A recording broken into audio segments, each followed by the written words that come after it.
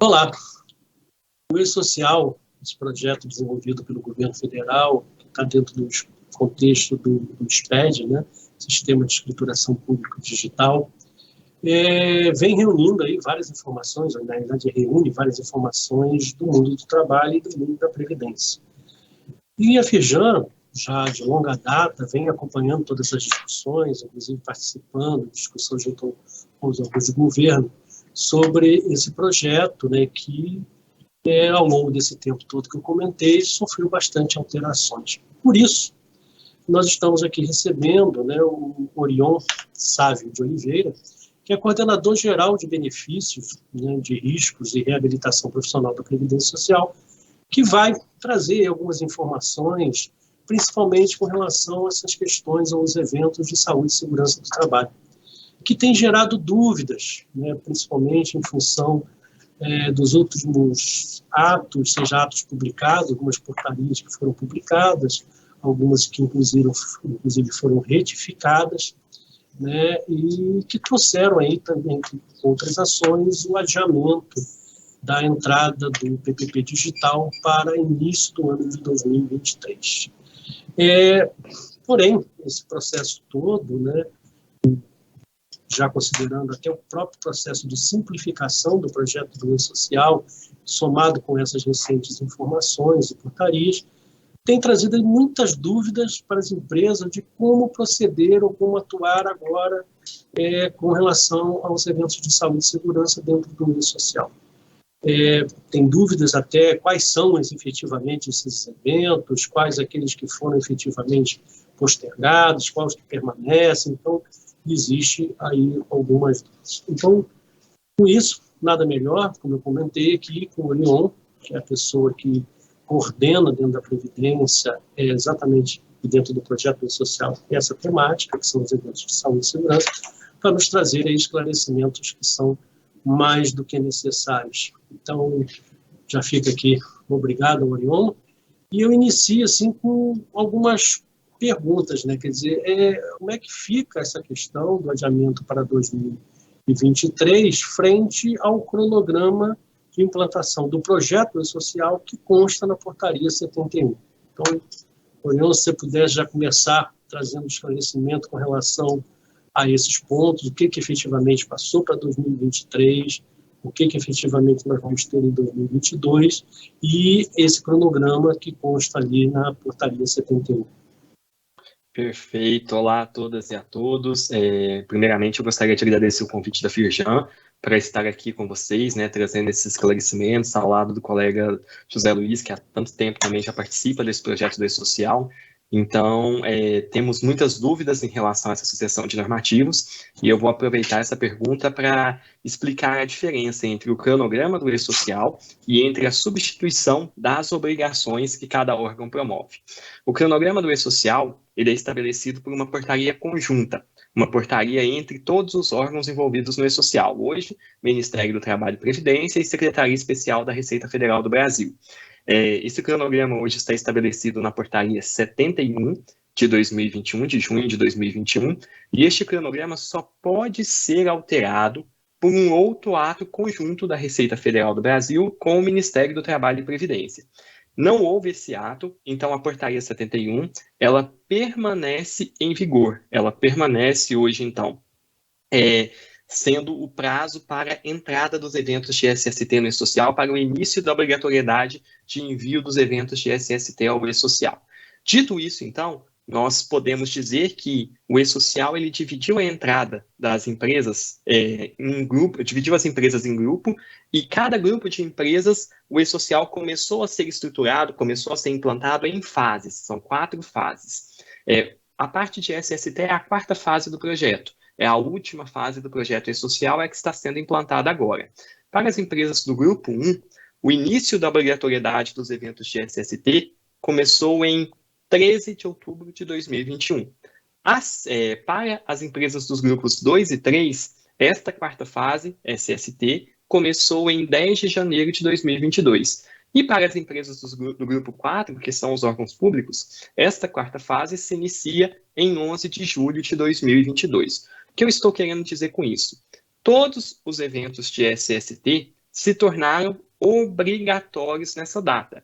Não quer dizer que já tivemos a substituição das obrigações, ou seja, não quer dizer que já mudamos a forma de emitir o PPP. O que eu quero dizer é que o envio dos eventos ao ambiente nacional do E-Social, ele observa, então, esse marco como marco inicial da obrigatoriedade do envio dos eventos de SST. Então, o S2210, o S2220 e o S2240, eles começam a ser enviados para o ambiente nacional seguindo esse cronograma que está na portaria 71. Em relação à comunicação de acidentes de trabalho, que é uma das obrigações que serão substituídas pelo E-Social, essa substituição foi imediata, ou seja, iniciou a obrigatoriedade dos eventos de SST, nós tivemos a substituição da comunicação de acidentes de trabalho da forma de encaminhar a comunicação de acidentes de trabalho. Antes, era encaminhado pelo CAT-Web, a partir da obrigatoriedade dos eventos de SST no E-Social, o encaminhamento é feito no E-Social por meio do envio do evento S2210. Então, o que eu quero dizer com isso? Para as empresas do Grupo 1, os acidentes com data de ocorrência de 13 de outubro de 2021 em diante são obrigatoriamente comunicados pelo E-Social. Não é mais possível realizar a comunicação pelo CAT-Web. Aí, o início da obrigatoriedade, então, dos eventos de SST marca o início da nova forma de prestar a informação da comunicação de acidentes de trabalho, migrando do CAT-Web para o E-Social. Para as empresas dos grupos 2 e 3, essa data é o dia 10 de janeiro de 2022, ou seja, os acidentes ocorridos de 10 de janeiro de 2022 em diante são comunicados pelo E-Social, não são mais comunicados pelo CAT-Web, pelas empresas dos grupos 2 e 3, ok? Então, em relação à CAT, a gente viu que ela segue o cronograma do E-Social. Implementou a SST, a substituição da forma de envio da CAT. Em relação ao PPP, a opção do governo foi criar uma regra diferente. Nós tivemos, na primeira portaria que disciplinava a substituição do PPP, a portaria 313, nós tínhamos como regra que também haveria substituição no momento do início da obrigatoriedade dos eventos de SST, salvo para o grupo 1, que tem um prazo entre o início da obrigatoriedade e a implementação do PPP em meio digital. Só que essa portaria não chegou a entrar em vigor nesse formato, porque no dia 24 de dezembro foi editada uma nova portaria, né, a portaria 1010, que alterou a portaria 313 e disse o seguinte para a gente: olha, o PPP em meio digital ele só vai ser implantado em 1º de janeiro de 2023 para todos os grupos. Observem o que isso significa. Isso significa que não foi alterado o cronograma do E-Social, ou seja, a obrigatoriedade do envio dos eventos permanece, porém a implantação do PPP em meio digital, ou seja, a substituição da obrigação de emitir o PPP em papel pelo PPP em meio eletrônico foi postergado para 1º de janeiro de 2023 para todos os grupos de empresa, ok? Então, antes disso, o que existe? O PPP em papel com as mesmas regras que existem hoje, ou seja, para quem você já emite PPP em papel, você continua emitindo, não há nenhuma mudança na regra do PPP em papel que continua válido até 31 de dezembro de 2022, ok? Não teremos nenhuma mudança. A empresa continua atuando da mesma forma que sempre atuou em relação à emissão do PPP. A mudança só vai ocorrer em 1º de janeiro de 2023. Então, foi isso que a portaria 1010 disse para a gente. Em conjunto com isso, o Ministério do Trabalho e Previdência publicou um outro normativo, que foi a portaria 895, que alterou a portaria 671, que é a famosa portaria do registro, né, onde tem as informações de registro do trabalhador. Nesta portaria do registro, nós tivemos uma mudança importante. Nós tivemos aí um prazo a mais também para que as informações de monitoramento da saúde do trabalhador e de condições ambientais do trabalho passassem a compor o registro do trabalhador. Então, o que nós tivemos nesse momento? Tivemos a informação de que, para o registro do trabalhador, as informações dos eventos S2220 e S2240 só irão compor esse registro a partir da implementação do PPP em meio eletrônico, ou seja, a partir de 1º de janeiro de 2023. Então, são esses os normativos que nós tivemos no âmbito do Ministério do Trabalho e Previdência. Então, mais uma vez, rememorando o que eu disse, Temos cronograma, que não mudou, continua definido em portaria conjunta, e tivemos as portarias 313 e 1010, que disciplinam que o PPP em meio digital vai ser implantado em 1º de janeiro de 23, e tivemos também a portaria 895, que diz que as informações dos eventos S2220 e S2240 só irão compor o registro do trabalhador para fins trabalhistas a partir da implementação do PPP eletrônico, ok? Até aqui, então, a gente tem esses normativos importantes. Superado isso, a gente tem que lembrar que quem fiscaliza o PPP não é só o Ministério do Trabalho e Previdência, essas informações de segurança e saúde, nós temos uma atuação também da Receita Federal do Brasil. E a Receita Federal do Brasil, na IN 971, já prevê a possibilidade de solicitar os eventos 2220 e 2240 a partir do início da obrigatoriedade desses eventos no e-social, a partir do início deste cronograma. Então, observem que nós já temos aí essa possibilidade, já existe essa possibilidade para que a Receita Federal do Brasil possa exigir essas informações. Então, dada essa possibilidade que existe na IN 971, foi publicado uma resposta a perguntas frequentes, o item 08.16 das perguntas frequentes de SST, e neste item 8.16 foi dito o seguinte: durante o ano de 2022, como ainda não foi implantado o PPP eletrônico, ou seja, só vai ser implantado em 1º de janeiro de 23, não há necessidade de enviar as informações de ausência de risco. Quando o trabalhador não está exposto a risco, essa informação não é obrigatória de ser enviada no evento S2240. E nem o S2220 precisa ser enviado para o trabalhador não exposto a riscos. Por que foi publicado esse FAQ? Aí eu sei que um FAQ gera uma dúvida. Muita gente pergunta, olha, não é um normativo, mas não é um normativo realmente, mas é uma interpretação de normativos feito pela administração pública. Então, é uma resposta ali que representa a interpretação que os órgãos públicos deram àqueles dispositivos legais que já existem. Qual é essa interpretação? Durante o ano de 2022, o envio dos eventos S2220 e S2240 só é obrigatório para os trabalhadores expostos a agentes nocivos. Não havendo exposição, não há obrigatoriedade de envio desses eventos durante o ano de 2022. A obrigatoriedade para os não expostos só começa em janeiro de 2023, quando implementado o PPP eletrônico. Falei tudo isso, mas não posso deixar de mencionar também a portaria 334, que saiu em 17 de fevereiro, foi publicado em 17 de fevereiro, e eu digo que essa portaria ela veio para reforçar e tirar as dúvidas jurídicas que ainda existiam em relação à alteração do cronograma do PPP. Esta portaria vem dizer para a gente o seguinte: não há obrigatoriedade, não há possibilidade, de autuação de uma empresa no âmbito do Ministério do Trabalho e Previdência pelo não envio do evento S2220 e S2240. Observem que essa regulamentação é para o Ministério do Trabalho e Previdência, já que quem editou foi o ministro, e o ministro ele tem competência para regulamentar a atividade do Ministério do Trabalho e Previdência. Então, foi dito que no âmbito do Ministério do Trabalho e Previdência não teremos autuação, não há base normativa para autuação durante o ano de 2022 pelo não envio dos eventos S2220 e S2240, fazendo cumprir o compromisso que o ministro assumiu de que não haveria fiscalização, não haveria autuação pelo não envio, seria um ano de teste, seria um ano de aprendizado. Lembrando, como eu disse, isso é no âmbito do trabalho e previdência. Quem vai disciplinar no âmbito da Receita Federal do Brasil é a própria Receita Federal do Brasil. Bem, essa é uma resposta longa, mas eu acredito que deu para passar por todos os normativos, Luiz, e esclarecer o motivo que cada um foi publicado. E aí eu fico à disposição para o nosso próximo questionamento. Obrigado, Orion, por esses esclarecimentos. Mas, então, em cima da sua fala, podemos concluir, aí você pode me corrigir se o entendimento foi equivocado, que a Previdência, o INSS, do ano de 2022, só vai considerar para a concessão de benefício ou contabilização de tempo os PPP emitidos em papel, quer dizer, ele não se valerá das informações que podem ser lançadas pelas empresas no ambiente do e-social. É correto essa afirmação?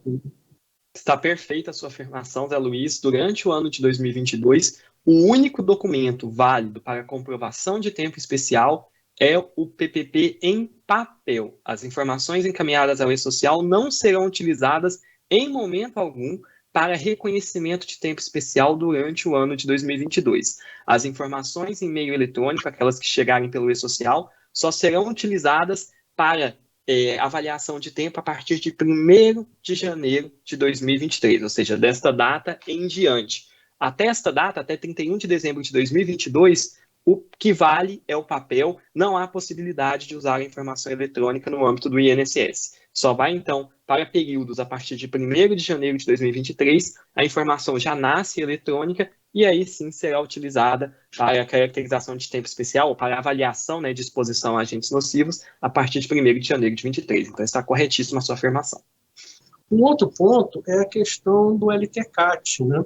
Porque foi objeto também de regulamento dessas portarias que saíram e alguns outros informes que circularam e que, a princípio, não está claro, né? Porque eu vi um pleito, isso tudo nasceu lá com a discussão com as micro e pequenas empresas, todas as dificuldades que elas têm de ter essa documentação, ter isso tudo. O governo ficou sensível a essa questão e saiu aí essa regulamentação. Mas aí eu queria que você pudesse esclarecer, efetivamente, o LTCAT, ele é necessário quando, em que situação, para quem é obrigatório, quem não é obrigatório, quando se pode dispensar, quando não se pode dispensar, como é que fica essa questão dentro desse cenário, seja agora, em 2022, que temos um momento de transição, e até depois, em 2023, e aí sim eu vou informar para todos os trabalhadores, né, se tem risco, não tem risco, como é que fica o LTCAT nesses dois cenários, 2022 e depois 2023, se eu posso dispensar ou não. E o outro ponto dentro dessa questão é que junto ao próprio LTCAT, mas também tem a informação que se coloca no e-social, é quando a empresa não tem risco e ela faz a autodeclaração conforme está previsto também na NR1 do Ministério do Trabalho e Previdência, em que lá existia uma mecânica desde 2019 que permitia que fosse feita essa autodeclaração em papel, né, a empresa pegar em papel, e depois seria substituído, o gente sabe que o governo está trabalhando, deve disponibilizar em breve, no portal, lá no site, uma ferramenta em que a empresa vai lá e faz esse preenchimento de forma digital, né, dessa autodeclaração de ausência de risco. E aí a portaria versa muito sobre essa questão do portal, e ela não fala, não coloca ali a questão do papel. Será aceito o papel hoje, na empresa que já tem essa autodeclaração em papel, ou só será possível usando a autodeclaração pelo portal e quando for disponibilizado o portal? Como é que está essa questão, né, desde a dispensa do LTCAT ou dispensa das informações usando a autodeclaração? Esse esclarecimento é realmente muito importante, Zé Luiz, porque nós tivemos uma modernização aí das normas trabalhistas grande que garantiu um tratamento diferenciado para as micro e pequenas empresas, aí é a primeira parte da sua pergunta, né? E para essas empresas existe lá na NR1 uma possibilidade de ser dispensado o programa de gerenciamento de riscos, de ser dispensado o PGR, quando essas empresas forem do grau de risco 2, não tiverem riscos físicos, químicos e biológicos, e optarem por fazer a declaração em formato eletrônico, né? Então, essa disposição está lá no item 1.8.4 da NR1, que estabelece, então, esse critério diferenciado. E nós temos que lembrar que onde isso se casa com o PPP. O PPP hoje, em meio físico, ele é obrigatório para as empresas que expõem os trabalhadores a agentes nocivos. Então, quando o trabalhador está exposto a agentes nocivos físicos, químicos e biológicos previstos lá no anexo 4 do Regulamento da Previdência Social, há necessidade de emissão do PPP. A partir da implantação do PPP eletrônico, a norma previdenciária já prevê há alguns anos que a informação deverá ser para todos os trabalhadores, independentemente da exposição ou não a risco. Então, agora nós teremos dentro do PPP também a informação da ausência de exposição a riscos. Essa informação ela compõe o perfil profissiográfico previdenciário do trabalhador quando ele for eletrônico, ou seja, a partir de 1º de janeiro de 2023. Até lá, enquanto estiver em papel, essa informação não compõe o PPP do trabalhador. Só passará a compor quando o PPP ele for em meio digital, quando for o PPP digital.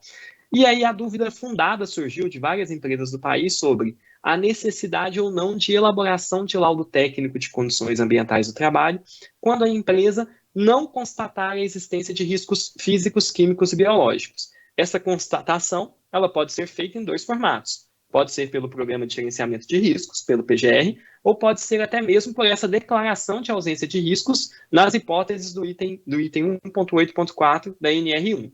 Então, para tirar essa dúvida, para sanar essa dúvida, o INSS publicou uma norma complementar à Instrução Normativa 77, ou seja, trazendo disposições que estavam ausentes na IN 77, justamente porque são disposições que vieram depois da publicação da IN, que vieram em virtude da modernização da legislação trabalhista.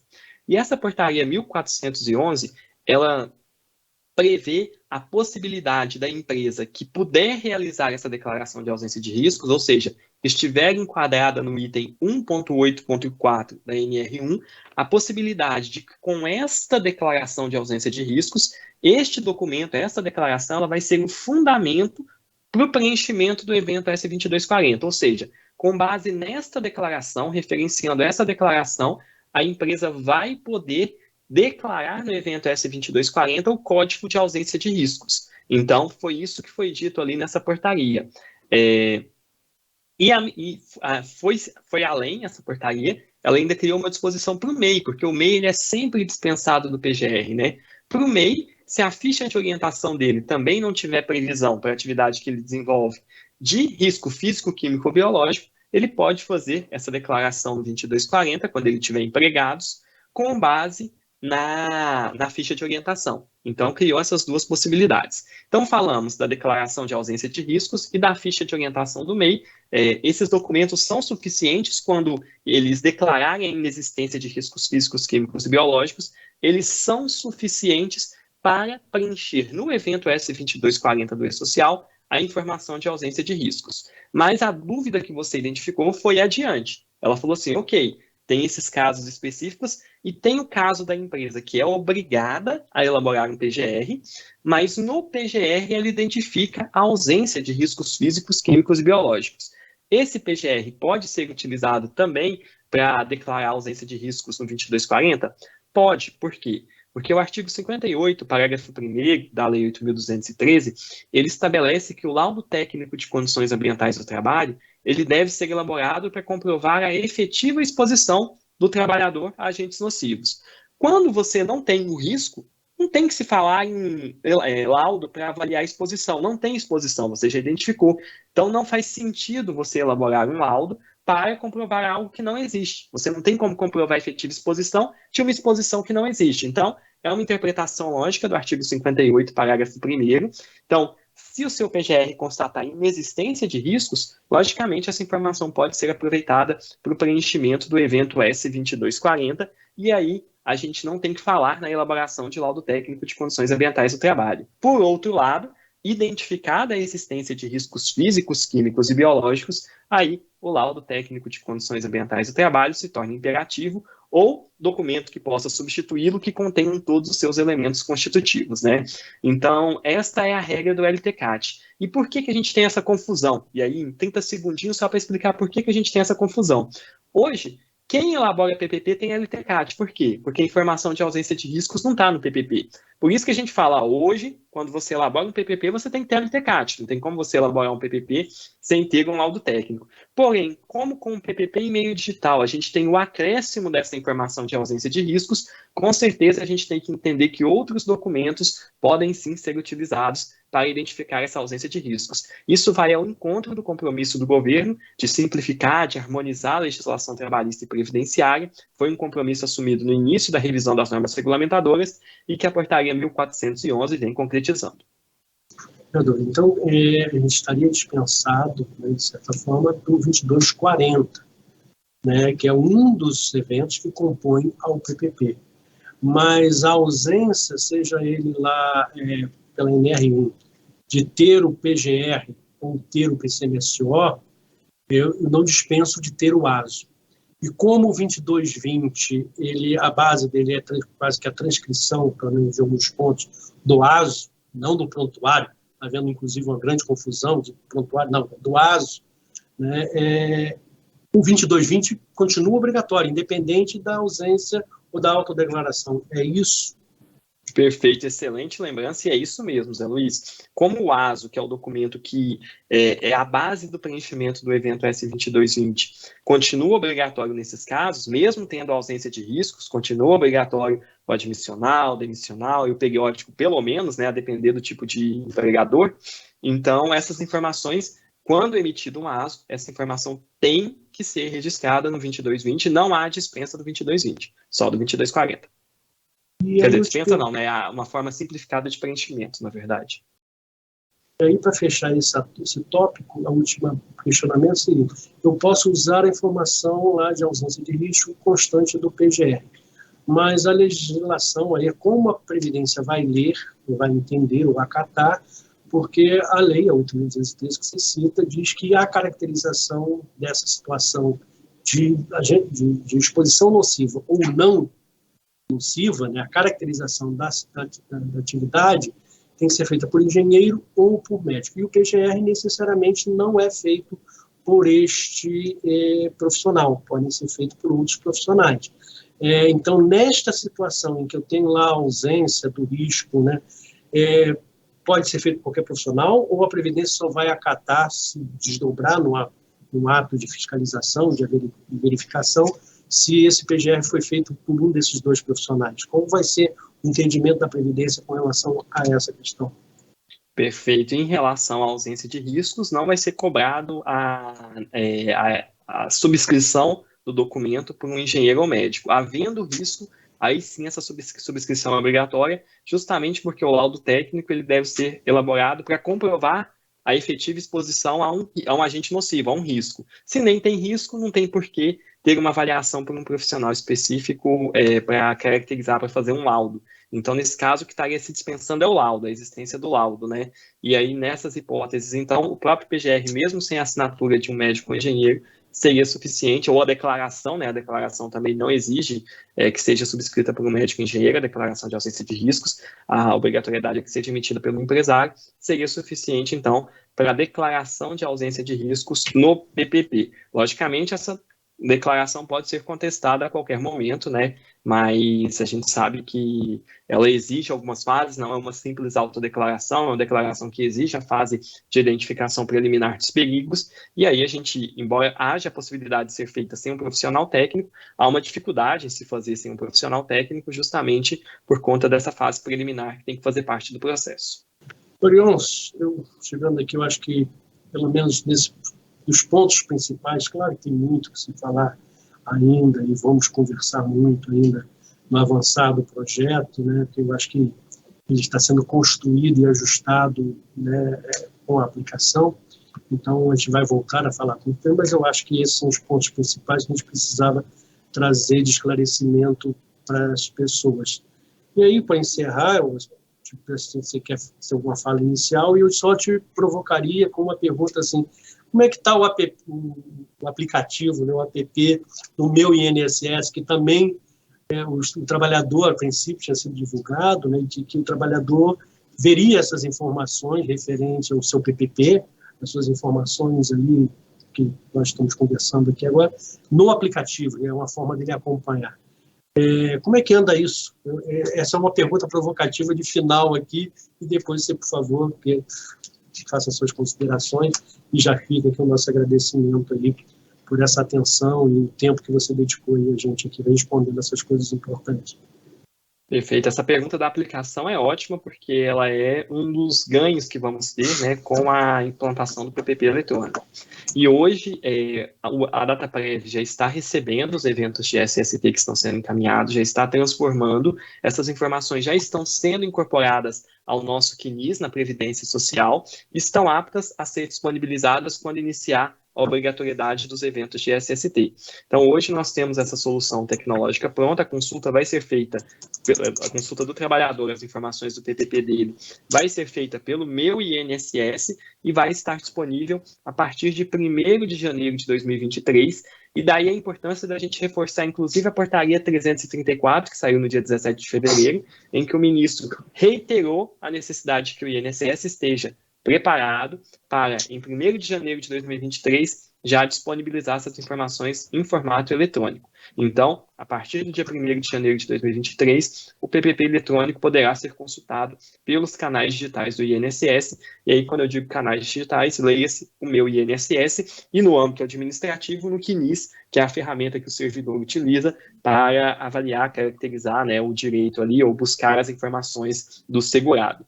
Então, isso é uma coisa que nós temos construída já, e aí só para aproveitar o gancho, já que você falou do Meu INSS, falar também do Web Simplificado de SST. Vai ser oferecida uma ferramenta web para prestação das informações dos eventos de SST, focado principalmente naqueles pequenos, que têm poucos trabalhadores, que não têm um sistema de gestão como solução, para que eles possam fazer a gestão em SST dos seus trabalhadores.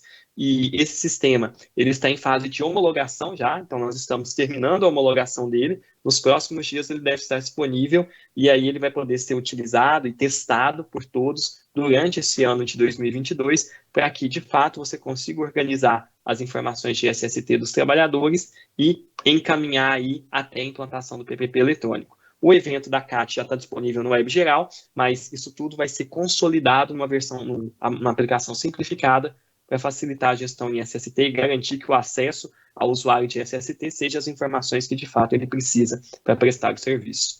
E no mais, Aloysio, então, agradecer, viu, também o convite. É muito bom a gente poder prestar esses esclarecimentos. São dúvidas totalmente coerentes e ter esses canais de comunicação com o usuário, para a gente, é essencial. Então, agradeço muito a Firjan mais uma vez e sigo à disposição para, surgindo dúvidas, a gente fazer uma nova rodada de perguntas e, de fato, tirar a dúvida de todo mundo e tornar esse processo de implantação do e-social o mais tranquilo possível dentro dessa mudança que estamos vivendo. Orion, mais uma vez, obrigado. Eu acho que seus esclarecimentos foram providenciais, mais do que necessários.